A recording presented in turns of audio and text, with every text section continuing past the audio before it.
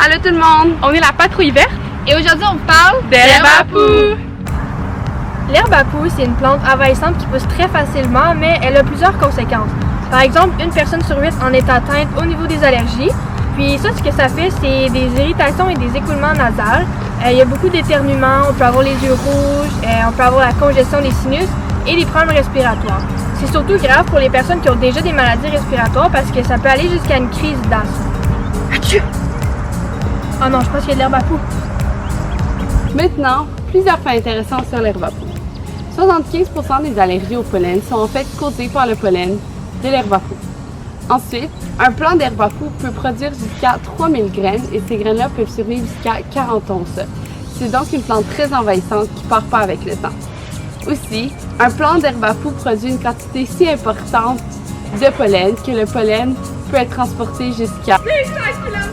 Finalement, un plant d'herbe à poux peut atteindre jusqu'à 1,5 m. Ça peut donc être très grand. Donc maintenant, on va s'intéresser à comment gérer l'herbe à poux lorsqu'on en retrouve sur son terrain. Donc premièrement, on en retrouve surtout sur les bords des terrains verts proches des trottoirs et également dans les craques du pavé. L'herbe à poux pousse très facilement un peu n'importe où. Lorsque vous connaissez la feuille, vous allez voir que son feuillage est très dentelé. Elle ressemble beaucoup à celui de la carotte.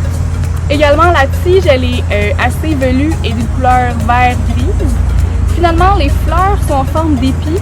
Ils vont apparaître vers la mi-juillet et sont d'une couleur vert-jaune. Donc, à ne pas confondre avec l'herbe à puce, qui a 3 feuilles qui ont une texture luisante.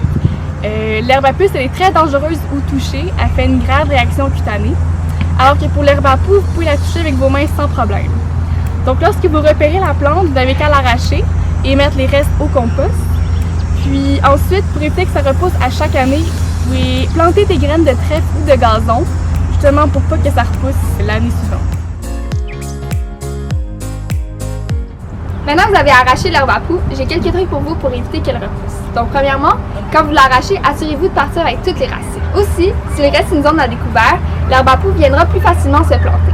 Donc, pour lui rendre la tâche plus difficile, on vous conseille de recouvrir la zone avec une matière inerte comme du paillis ou des copeaux de bois.